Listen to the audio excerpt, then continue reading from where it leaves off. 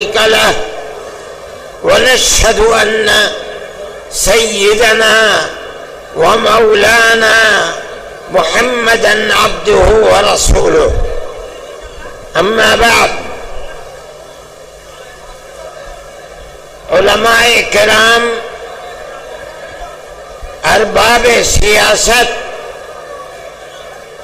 اور قرب و جوار سے آندھرا پردیش کے آئے ہوئے لاکھوں فرزندان توحید، میں آپ حضرات کا بڑا ممنون و مشکور ہوں کہ آپ جمعیت علماء ہند کی آواز پر اپنے کاروبار اور اپنی مشغولیتوں کو چھوڑ کر دیوانہ وار اس اجتماع میں لاکھوں کی تعداد میں شرکت کے لیے تشریف لائے۔ جمعیت علماء ہند کوئی سیاسی جماعت نہیں ہے۔ اقتدار کی کرسی پر کون بیٹھتا ہے، کون جاتا ہے، کون الیکشن لڑتا ہے، کون الیکشن میں کامیاب ہوتا ہے، کون ناکام ہوتا ہے، جمعیت علماء ہند کو ملک کی آزادی کے بعد سے اس سے کوئی دلچسپی نہیں ہے۔ لیکن ہم ایک جماعت اور مذہبی جماعت ہیں۔ ہمیں ملک سے محبت ہے، ملک ہمارا ہے۔ ہمارے آباء و اجداد ہزاروں سال سے اس ملک میں رہتے چلے آئے ہیں۔ ہم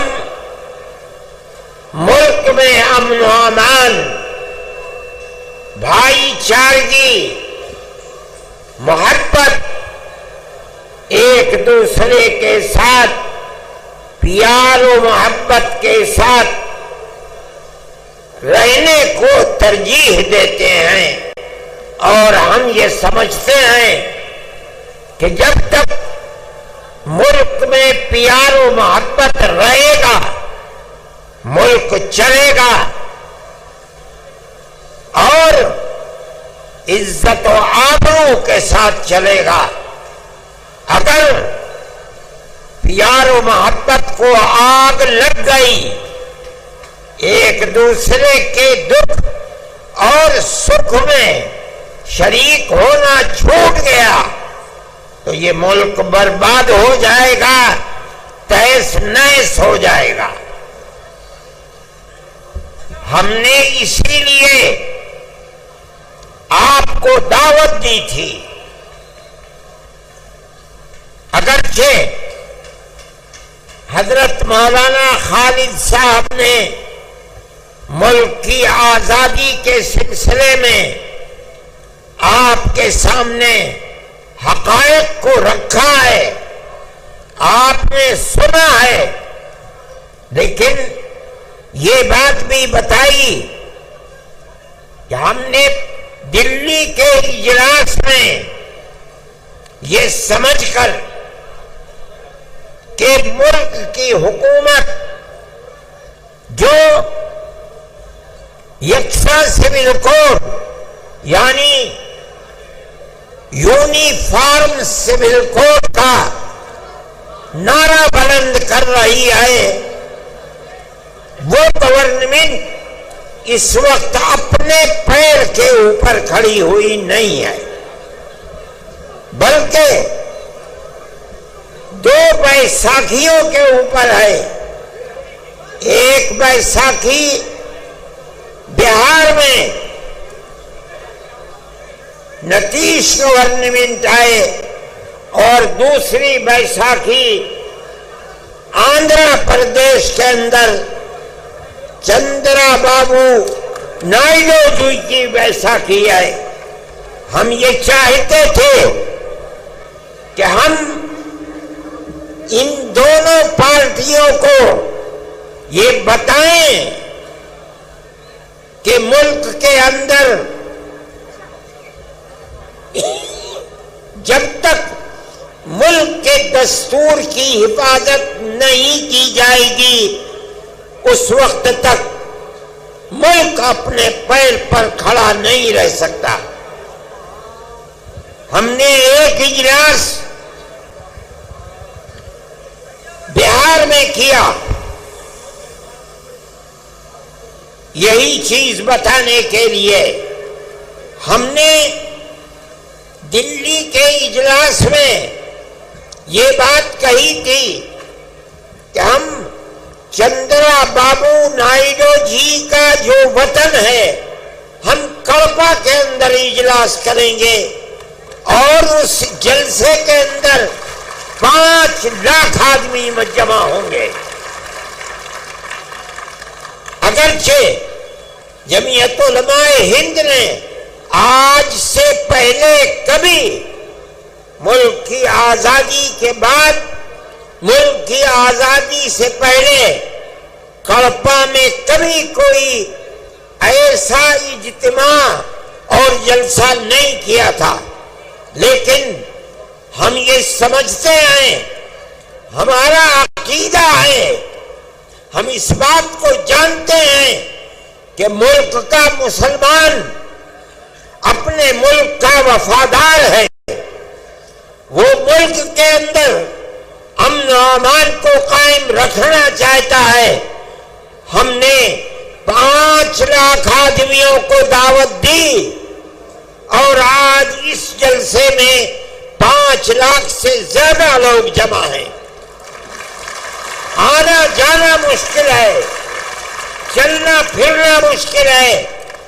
مجھ کو شہر سے یہاں تک آنے میں 5 گھنٹہ لگ گیا، جبکہ کتنی گاڑیاں پولیس کی میرے ساتھ تھی.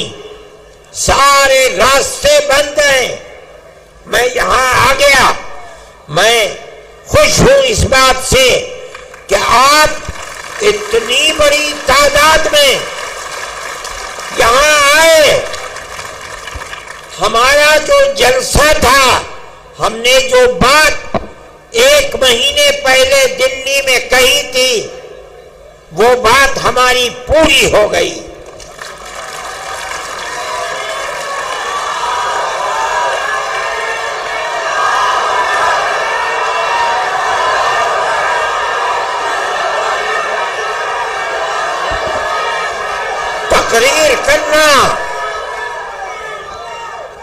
تقریر کرنا ہمارا مقصد نہیں تھا. ہمیں تو گورنمنٹ کو یہ دکھلانا تھا، چندرا جی کی گورنمنٹ کو، کہ آپ جس صوبے اور اسٹیٹ کے چیف منسٹر ہیں وہاں کا مسلمان چاہتا کیا ہے.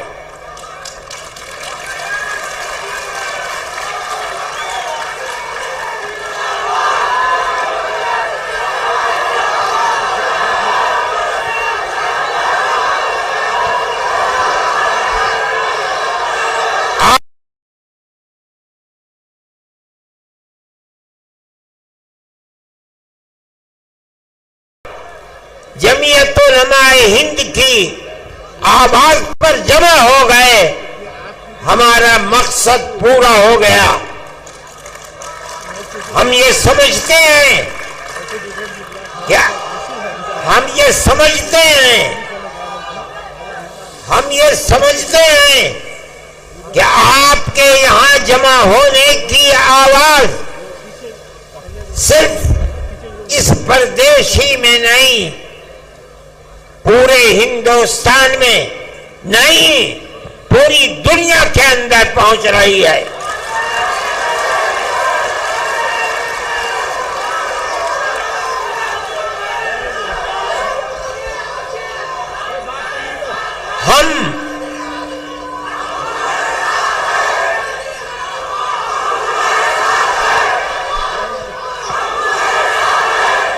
جمعیت علماء ہند،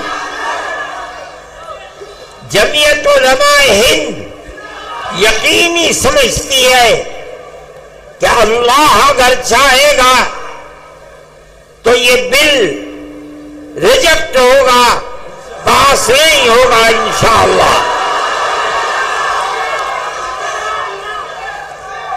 آپ کی گورنمنٹ جن بیساکھیوں کے اوپر بی جے پی گورنمنٹ ٹکی ہوئی ہے، آپ کی گورنمنٹ اس آواز کے بعد جو آج آپ آواز دے رہے ہیں، یقیناً اس بل کی مخالفت کرے گی۔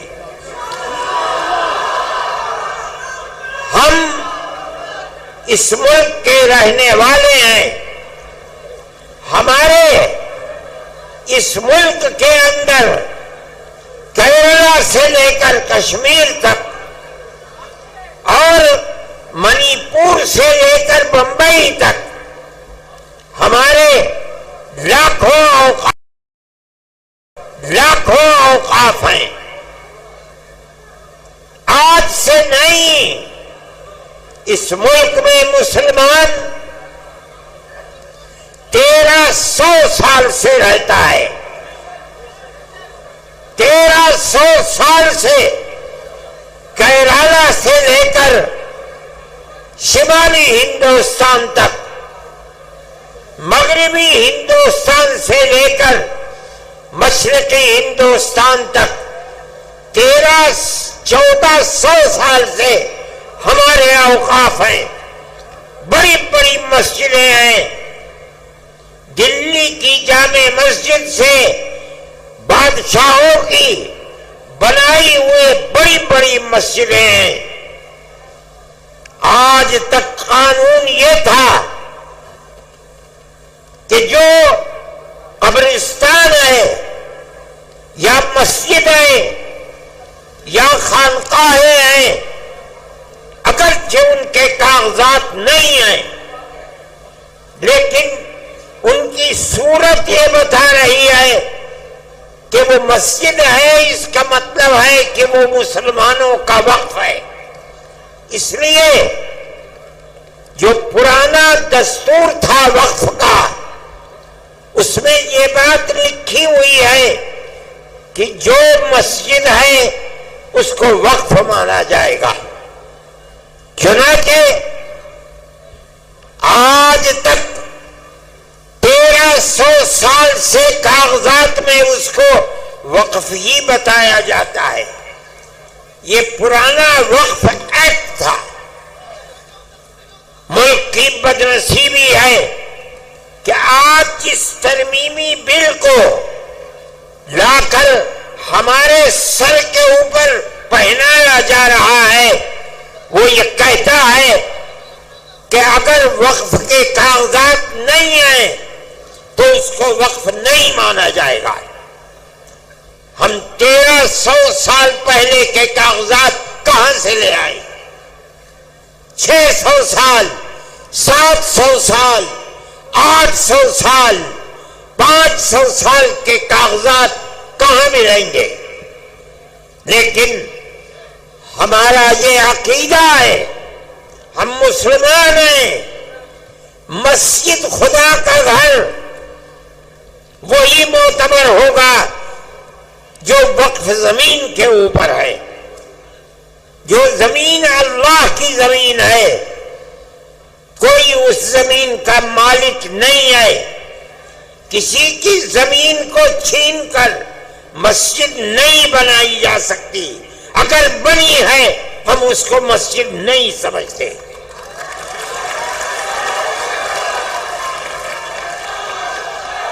مسجد خدا کا گھر وہی ہے جو خدا کی زمین کے اوپر ہے۔ جو اللہ کی زمین پر نہیں ہے ہم اس کو مسجد نہیں مانتے۔ بابری مسجد کا مقدمہ 50 سال تک جمعیت علماء نے لڑا ہے۔ فیض آباد اجودھیا کی عدالت سے لے کر لکھنؤ تک، الہ آباد تک، اور الہ آباد سے سپریم کورٹ دلی تک کروڑوں روپیہ خرچ کیا تنہا جمعیت علماء ہند نے۔ ہم کہتے تھے کہ اکھاڑے والے یہ کہہ رہے ہیں کہ یہاں مندر تھا، بابر نے مندر کو توڑ کر مسجد بنائی ہے۔ ہم کہہ رہے تھے، ہم نے عدالتوں میں کہا، پلیٹ فارموں پر کہا، سپریم کورٹ میں کہا کہ اگر یہ قانوناً ثابت ہو جائے کہ بابر نے مندر کو توڑ کر رام مسجد بنائی ہے، ہم چھوڑ دیں گے۔ لیکن اللہ کو کچھ اور منظور تھا۔ مسجد کی کھدائی ہوئی کوئی چیز نہیں ملی۔ جب سپریم کورٹ کا فیصلہ آیا تو مکمل فیصلہ ہے، لکھا ہوا، اعلان ہوا اس کا کہ مسجد اپنی جگہ پر مسجد ہے، کسی مندر کو توڑ کر مسجد نہیں بنائی گئی۔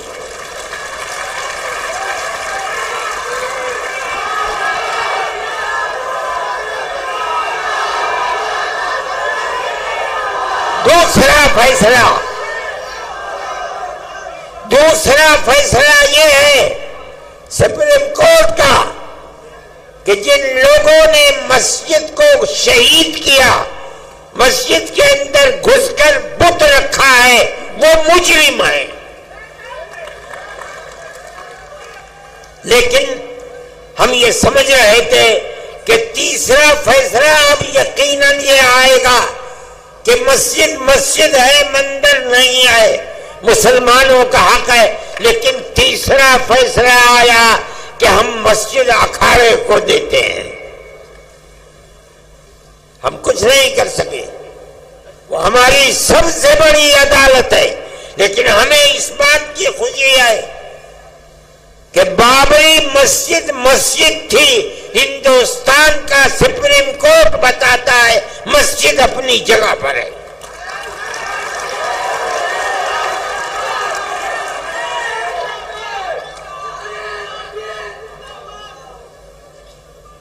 آج اس کو مندر بنا دیا، لیکن پوری بی جے پی اس کو اپنے الیکشن کا معیار نہیں بنا سکی۔ بے آباد ہے۔ اجودھیا کو یہ سمجھا جا رہا تھا کہ وہ ملک کی مذہبی دارالسلطنت بن جائے گا، لیکن کوئی نہیں، نہ آنے والا نہ جانے والا۔ میرے بھائی، جمعیت علماء ہند ملک کے اندر امن و امان کو قائم رکھنا چاہتی ہے۔ ہم سڑکوں پر نہیں اترے، ہم نے کوئی احتجاج نہیں کیا۔ سپریم کورٹ ہمارا ہے، ہمارے ملک کی سب سے بڑی عدالت ہے۔ ہم یہ سمجھتے ہیں کہ اس کا یہ فیصلہ، اگرچہ بابری مسجد اکھاڑے کو دے دی گئی، لیکن اس کا یہ فیصلہ کہ مسجد اپنی جگہ پر ہے، مندر توڑ کر نہیں بنائی گئی، ساری دنیا جو چاہے کہے، ہم کہتے ہیں کہ ہم جیت گئے، ہم ہارے نہیں ہیں۔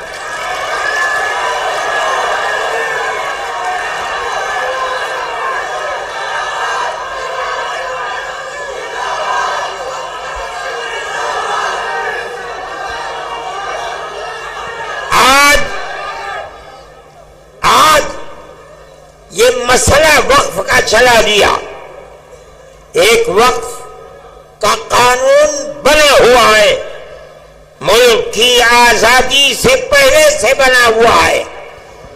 اس کے اندر جمعیت علماء نے اپنے بڑے بڑے اجتماع کر کے اس کی کمزوریوں کو دور کرایا، اور آج وہ قانونی بل ہے، اس کے اندر یہ بات ہے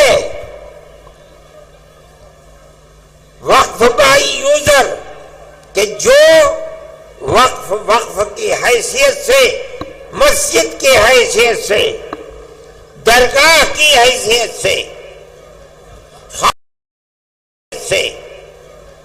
خانقاہ کی حیثیت سے، قبرستان کی حیثیت سے 100، 200، 3، 4، 5، میں کہتا ہوں 1300 سال سے چلا آ رہا ہے، اس کے کاغذات ہیں یا نہیں ہیں؟ چونکہ اس کی صورت وقف کی ہے، اس کی صورت عبادت گاہ کی ہے، سینکڑوں سال پرانا ہے، اس لیے اس کو وقف ہی مانا جائے گا۔ اسی قانون پر عدالتوں کے فیصلے ہیں، وقف کونسل کے فیصلے ہیں، وقف بورڈ کے فیصلے ہیں۔ کیوں؟ اس لیے کہ ہندوستان میں مسلمان اسلام کا ماننے والا ہے، قانون یہ ہے کہ جو وقف ہے وہ وقف ہی رہے گا، جس کی صورت وقف کی ہے اگرچہ اس کے کاغذات نہ ہو، اس کو وقف ہی مانا جائے گا۔ آج تک اسی کے اوپر عمل ہو رہا ہے۔ آج یہ ترمیمی بل، میں جس کی صورت کو برا سمجھتا ہوں، وہ ترمیمی بل یہ آ رہا ہے کہ اگر کاغذات نہیں ہیں اس وقف کو وقف نہیں مانا جائے گا۔ اس کا مطلب ہے کہ گورنمنٹ اس کو کھا جائے گی۔ ہمارے ہزاروں اوقاف، لاکھوں اوقاف، 800 سال، 700 سال، 600 سال پرانے بڑی بڑی مسجدیں ہیں اور ان سے ملحقہ زمینیں ہیں جن کو یہ گورنمنٹ کھانا چاہتی ہے۔ ہم نے آپ کو جمع کیا ہے تاکہ آپ اپنی صوبائی گورنمنٹ کے سامنے اپنے اس نظریے کو رکھیں کہ مذہبی اعتبار سے ہمارے اوقاف ہیں، اس کے خلاف اگر کوئی نیا بل آتا ہے جو ہماری ان اوقاف کو ہڑپ جانے کے لیے قانون بناتا ہے، ہم اس قانون کو قبول کرنے کے لیے تیار نہیں ہیں۔ نعرہ تکبیر، جمعیت علماء ہند، مولانا ارشد مدنی۔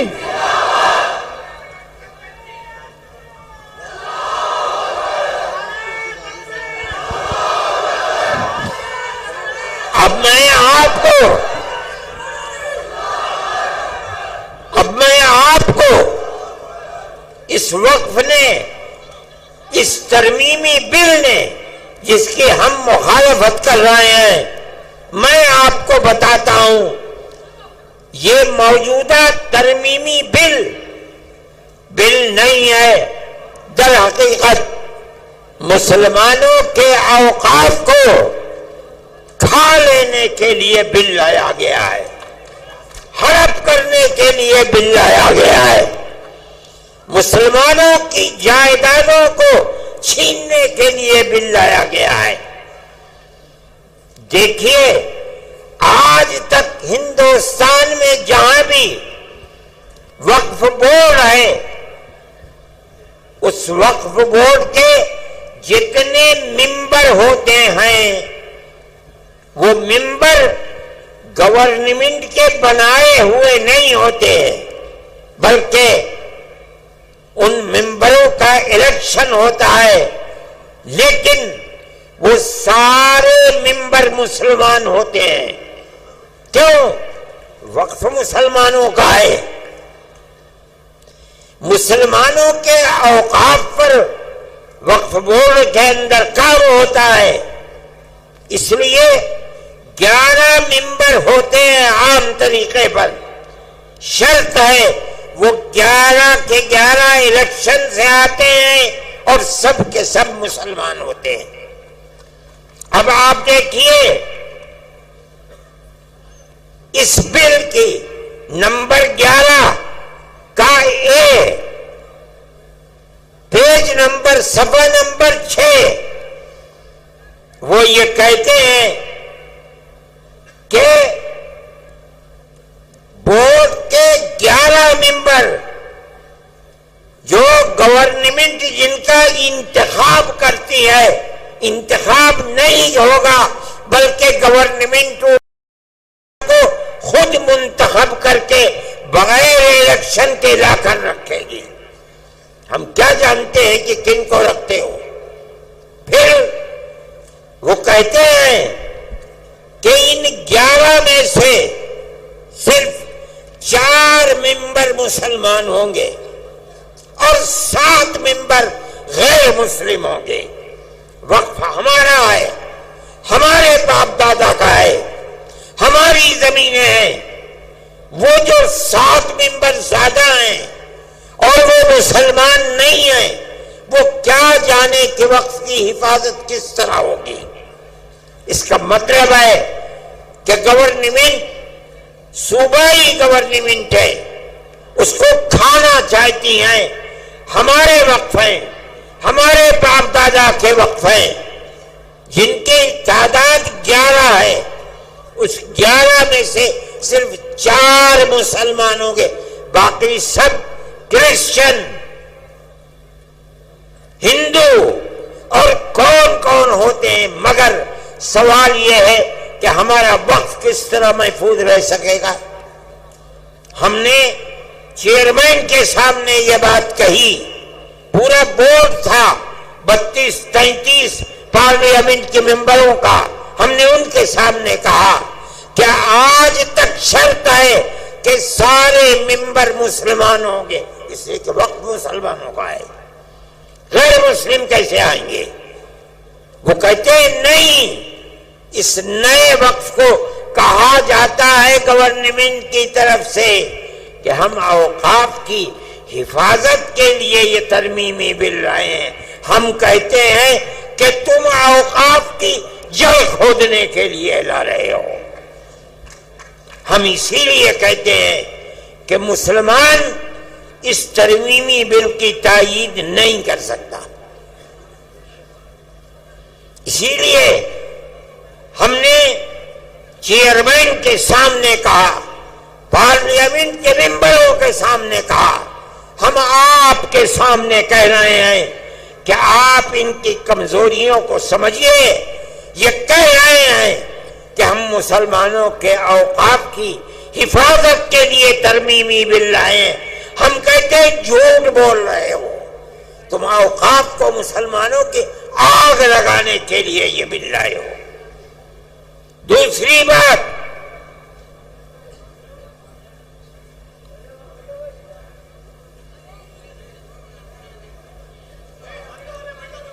وقف کونسل کے اندر یہ دفعہ نمبر 9 بل کی صفحہ نمبر 5، سینٹرل وقف کونسل، اس کے 22 ممبر ہوں گے۔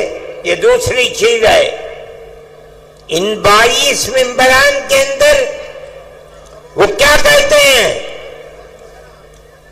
نمبر 1 9B کہتے ہیں 3 ممبران پارلیمنٹ ہوں گے۔ ان کا مذہب کیا ہوگا؟ کچھ نہیں ہے۔ پھر فرماتے ہیں 2 جج ہوں گے، مذہب کی کوئی قید نہیں، 3 اور 2 5۔ 1 وکیل ہوگا جس کو گورنمنٹ لے کر آئے گی، مذہب کی کوئی قید نہیں۔ 6 4 وقف کے ماہر ہوں گے، مذہب کی کوئی قید نہیں۔ 6 اور 4 10 مرکزی حکومت کا ایک ملازم ہوگا، مذہب کی کوئی قید نہیں ہے۔ 11 اور ایک انچارج اس کا یونین منسٹر ہوگا، 12، کوئی قید نہیں۔ اور پھر لکھتے ہیں 9C کے اندر 10 مسلمان ہوں گے۔ آپ کیا سمجھے؟ مسلمانوں کا وقف بل ہے جس کو لا رہے ہیں، لیکن اس کے اندر 10 مسلمان اور 12 غیر مسلم ہیں۔ مسلمانوں کی تعداد کم کیوں ہے؟ اگر ووٹنگ ہوگی اکثریت کدھر جائے گی؟ وقف ہمارا ہے، ہمارے باپ دادا کا ہے۔ جس طرح ملک کی آزادی کے بعد سے آج تک وقف کونسل کے اندر، وقف بورڈ کے اندر سب کے سب ایک یونین منسٹر کے علاوہ سارے مسلمان ہوتے تھے۔ گورنمنٹ کی طرف سے ان کو داخل نہیں کیا جاتا تھا، ان کا الیکشن ہوتا تھا۔ آپ کو وہ قانون کیوں خلاف لگتا ہے؟ ہمارے باپ دادا کا وقف ہے، مسلمان اس کے انچارج ہوں گے، مسلمان ان کے اپنے اوقاف کے رکھوالے بنیں گے۔ ہم اسی لیے اس کی مخالفت کرتے ہیں۔ اور آگے چلیے، فرماتے ہیں وقف کے بارے میں میں مختصر کر کے بتاتا ہوں۔ وقف کے ہونے یا نہ ہونے کا فیصلہ وقف بورڈ کیا کرتا ہے۔ یہ پرانے وقف بورڈ کے دستور کی 40ویں دفعہ ہے کہ کوئی زمین ہے، عمارت ہے، اس کو لایا گیا کہ یہ وقف کی عمارت ہے، اس کا فیصلہ کون کرے گا؟ وقف بورڈ کرے گا۔ یہ جو موجودہ ترمیم ہے اس کا دفعہ نمبر 20 صفحہ نمبر 9 یہ کہتا ہے کہ ہم دفعہ 40 کو ختم کرتے ہیں۔ کیا مطلب؟ بورڈ کو یہ اختیار نہیں ہے کہ وہ کسی چیز کے وقف ہونے کا فیصلہ کرے، یہ فیصلہ ہمارا ہوگا، گورنمنٹ فیصلہ کرے گی یا کلکٹر فیصلہ کرے گا، وقف بورڈ فیصلہ نہیں کرے گا۔ وقف بورڈ کے ناک، کان، ہاتھ، پیر کاٹ دیے گئے۔ آگے کہتے ہیں 3 دفعات ہیں۔ دفعہ 107 آج کے وقف کے اندر یہ دفعہ ہے 107۔ کیا ہے؟ اگر کسی آپ کے شہر کی عمارت میں کوئی آدمی 50 سال سے قبضہ کیے ہوئے ہے، اتنے لمبے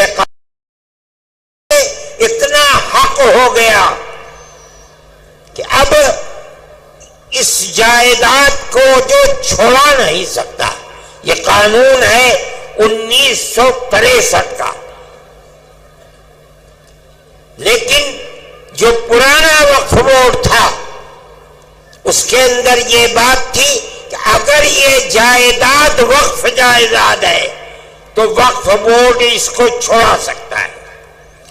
میری اور آپ کی اگر اپنی جائیداد ہے اور آدمی 50 سال سے 60 سال سے اس میں رہ رہا ہے، ہم اس کو نہیں چھوڑا سکتے۔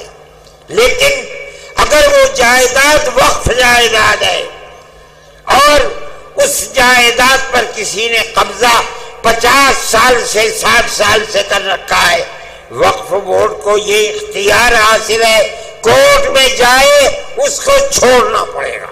کیوں؟ یہ وقف جائیداد ہے۔ آج یہ قانون کہتا ہے کہ ہم اس نئے قانون کے اندر دفعہ 107 کو ختم کرتے ہیں، اور کہا جا رہا ہے کہ ہم یہ لا رہے ہیں اوقاف کی حفاظت کے لیے۔ ایسا جھوٹ بولا جا رہا ہے، یعنی اگر وقف مقبرے کے اوپر، مان لیجئے مسجد کے اوپر، پنجاب میں مسجدوں کے اندر لوگ رہتے ہیں، مسلمان چلے گئے، اس قانون کے اعتبار سے اگر وقف بورڈ جائے اور جا کر یہ کہے کہ اس مسجد کو خالی کرو، پرانا وقف قانون کہتا ہے خالی کرنا پڑے گا، لیکن یہ کہتا ہے کوئی ضرورت نہیں ہے، اس نے ہمارے وقف کو کھا لیا۔ اور آگے چلیے، دفعہ 108 میں کوئی پاکستان چلا گیا، اس کی جائیداد فوراً کسٹوڈین نے اپنے قبضے میں کر لی۔ آپ لوگ بھی جانتے ہوں گے، جو لوگ گئے ہیں ان کی جائیدادیں کسٹوڈین میں چلی گئی، لیکن اگر وہ وقف کر کے گیا ہے تو وہ وقف کسٹوڈین میں نہیں جائے گا۔ قانون آج تک یہی ہے۔ اب آپ سنیے، یہ ترمیمی بل کہتا ہے کہ ہم دفعہ 108 کی پرانی وقف بورڈ کو ختم کر دیں گے۔ کیا مطلب ہے؟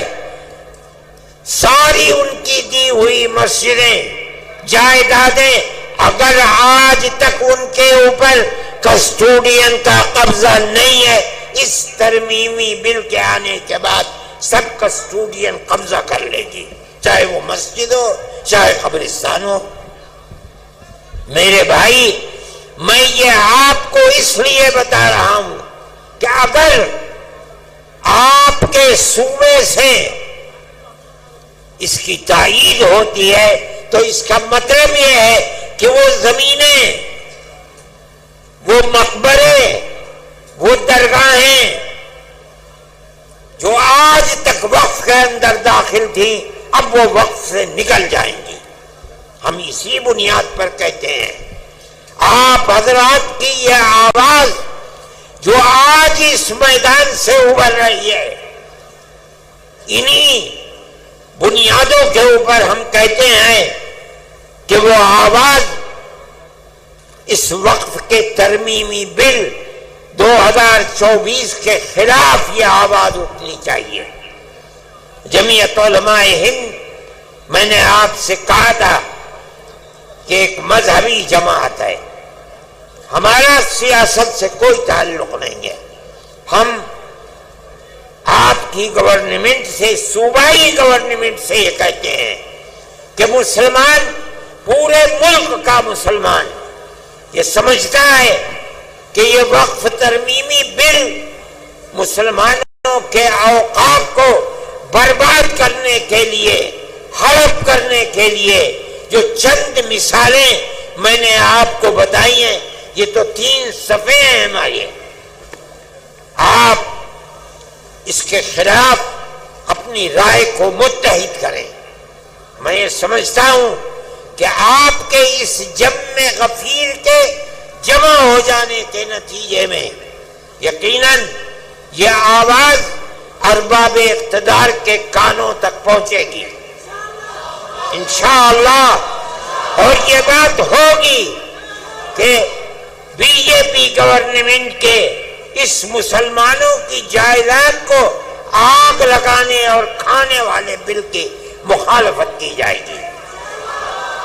جمعیت علماء ہند آج کے وہ حالات جو اس دنیا کے اندر ہیں یا ملک کے اندر ہیں، ان کو بڑے گہرے طریقے پر دیکھتی ہے۔ ملک کے اندر جو بات چیت چل رہی ہے فرقہ پرستی کی، چاہے وہ مکانوں کے اوپر بلڈوزر چلنے کی بات ہو، یا آسام کے اندر مسلمانوں کو حق سے محروم کرنے کی ہو یا مسلمانوں کے مدرسوں کو بے پالو بے بالو پر کرنے کی ہو، جمعیت علماء ہند ان تمام چیزوں کی مخالفت کرتی ہے۔ اسی طرح ہم فلسطین کے مسئلے کو، اگرچہ ہمارے ملک کے پرائم منسٹر نے پہلے دن یہ بات کہی تھی کہ فلسطین کے لوگ دہشت گرد ہیں، میں نے اس وقت یہ بات اخبارات میں دی تھی اور میڈیا کے اندر دی تھی کہ مجھے افسوس ہے کہ ارباب اقتدار یہ نہیں جانتے کہ مسئلہ کیا ہے۔ مسئلہ تو صرف اتنا ہے کہ اسرائیل کو یورپ اور امریکہ نے خلافت اسلامیہ ترکیہ کو توڑ کر اسرائیل کو جنم دیا، بیت المقدس اس میں نہیں تھا۔ اس کے بعد امریکہ یورپ نے مل کر اسرائیل میں اپنی فوجیں بھیج کر فلسطین کے اوپر قبضہ کیا، بیت المقدس پر قبضہ کیا، ہزاروں آدمی مارے گئے، بیت المقدس پر قبضہ کیا، فلسطین کو اپنا غلام بنا لیا۔ اس کے بعد پھر شام کے اوپر حملہ کیا اور گولان کی پہاڑیوں پر قبضہ کر کے یہودیوں کی بستیاں بسا دی۔ اگر یہ کہتے ہو کہ فلسطینی دہشت گرد ہیں، آزادی کی لڑائی نہیں ہے، تو ماننا پڑے گا کہ جواہر لال نہرو جنہوں نے یہاں آزادی کی لڑائی لڑی ہے وہ بھی دہشت گرد تھے۔ نعرہ تکبیر! ماننا پڑے گا گاندھی جی دہشت گرد تھے، ابوالکلام آزاد دہشت گرد تھے۔ اس کا مطلب ہے کہ تم کچھ نہیں جانتے۔ ان کا موقف بدلا، اب وہ یہ کہتے ہیں کہ ہم فلسطینیوں کے ساتھ ہیں۔ ہم یہ سمجھتے ہیں کہ جو کچھ اسرائیل کر رہا ہے وہ تنہا اسرائیل نہیں ہے، پورے امریکہ کی طاقت، امریکہ کے اسلحے، امریکہ کے بمبار طیارے، سب کچھ اسرائیل کے ساتھ ہیں، اور مسلمان بچوں کو، عورتوں کو، بوڑھوں کو، جوانوں کو مارا جا رہا ہے، اور ان کو بھوک کی تپش کے اندر ان کی جان نکالی جا رہی ہے۔ ہم اس کے مخالف ہیں۔ ہم یہ سمجھتے ہیں کہ جو دنیا کے اندر ہو رہا ہے دنیا مخالفت کر رہی ہے، وہ اسرائیل کو ظالم سمجھتی ہے، لیکن اس کے باوجود بھی اسرائیل کا معاملہ تھمنے کو نہیں آ رہا ہے۔ ہم مخالف ہیں، دنیا میں سب کو جینے کا حق ہے، اسی طریقے سے فلسطینیوں کو بھی جینے کا حق ہے۔ دوسری بات، ہم یہ بات کہتے ہیں کہ ملک کا دستور جمعیت علماء کے لوگوں کا بنایا ہوا دستور ہے۔ مولانا ابوالکلام آزاد، مفتی کفایت اللہ، مولانا حسین احمد مدنی، مولانا حضرت موہانی، یہ وہ لوگ ہیں جو ہندوستان کے دستور کو بنانے کے اندر شریک ہیں۔ اس لیے کہ جیسے جیسے ملک کی آزادی قریب آتی تھی، جمعیت علماء بار بار کہتی چلتی تھی ہم سے وعدہ کرو کہ ملک جب آزاد ہوگا تو ملک کا دستور سیکولر دستور ہوگا۔ گاندھی جی، موتی لال نہرو، جواہر لال نہرو، گووند بلبھ پنت، لوگ وعدہ کرتے چلتے تھے، پوری کانگریس، کہ ملک کا دستور سیکولر دستور ہوگا۔ وہ دستور کی دفعات جن کے اندر مذہب کو زندہ رکھنے اور زندگی کے ساتھ ضمانت دی گئی ہے، مولانا ابوالکلام آزاد حسرت موہانی مفتی کفایت اللہ کی بنائی ہوئی دفعات ہیں. آج ان دفعات کو یہ کہا جا رہا ہے کہ یہ دفعات بڑھائی ہوئی دفعات ہیں. کسی کو کچھ پتہ نہیں ہے. آج جو لوگ اقتدار پر ہیں انہیں پتہ نہیں کہ ملک کی آزادی میں قربانی کنہوں نے دی ہے, ملک کا دستور کیا کہہ رہا ہے, انہیں کسی چیز کا پتہ نہیں.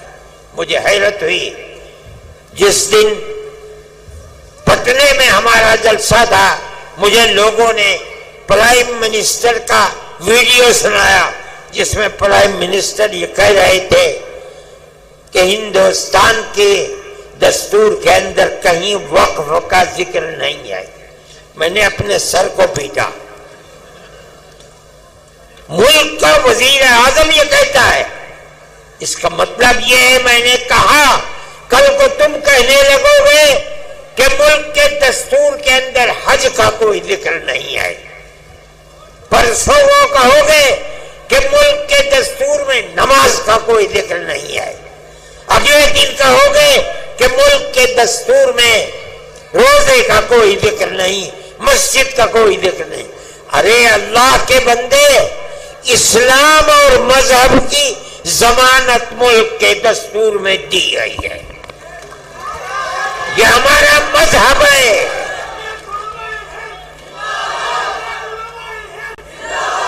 مگر میں کیا کہوں, میری سمجھ میں نہیں آتا کہ آج جو لوگ اقتدار کی کرسی پر بیٹھے ہیں انہیں مذہب ہی کا نام نہیں آتا, نہ وہ کچھ جانتے ہیں. ہمیں ہمارے مذہب کی ضمانت دی گئی ہے. ہم اس ملک میں زندہ ہیں, یہیں مریں گے, یہیں پیدا ہوئے ہیں. اور مولانا ارشد مدنی, ہندوستان, نعرہ تکبیر, آئین ہند. اپنے مذہب کے ساتھ زندہ رہیں گے. ہمارا ایمان ہے, ہمارا مذہب مرنے والا مذہب نہیں ہے.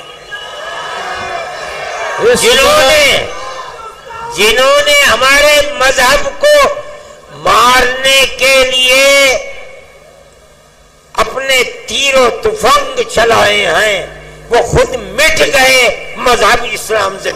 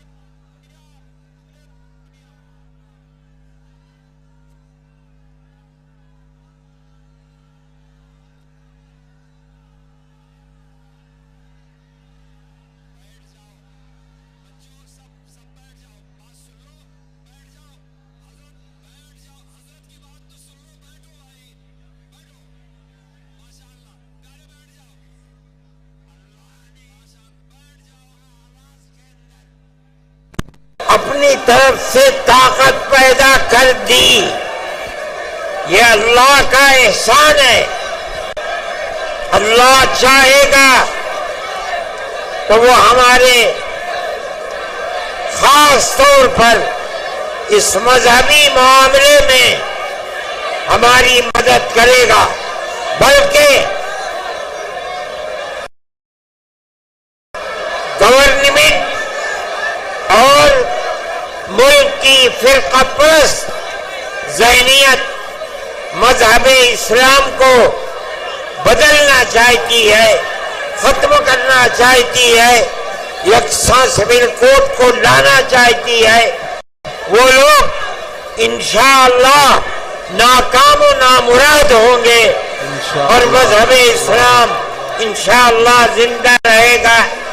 میں آپ سب کا اور جن لوگوں نے اس اجلاس کے لیے دامیں درہمیں سخنیں مدد کی ہے، میں ان سب کا اور انتظامیہ پولیس والوں کا ارباب سیاست کا جو یہاں ہیں، میں اپنے دل کی گہرائیوں سے ان سب کا شکریہ ادا کرتا ہوں. اللہ تعالی آپ حضرات کے آنے کو قبول فرمائے. آپ جس طرح خیر و عافیت کے ساتھ آئے ہیں، آمین کو حضرت دعا فرما رہے ہیں. خیر و عافیت کے ساتھ دعا ہو رہی ہے، آمین کہو. دعا ہو رہی ہے، سکون سے آمین کہیں. جہاں جہاں ہمارے والنٹر اور پولیس والے ہیں وہ اپنا محاذ سنبھال لیں تاکہ مجمع سکون سے نکل جائے. حضرت دعا فرما رہے ہیں. اللہم انا نشہدک انت آمین اللہ آمین لا الہ الا انت آمین. انت الاحد